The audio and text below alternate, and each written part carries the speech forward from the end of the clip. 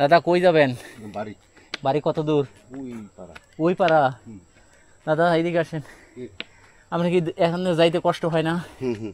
এই যে একটা দাদা পাইছি, ওনার বাড়ি ওই যে ওই পাহাড়ে।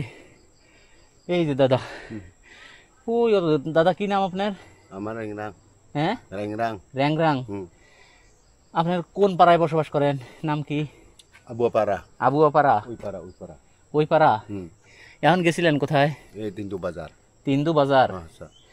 মানে কি কিনলেন? কিছু কিন না, কাপড় তাপড়, তারপরে ওই তামুক।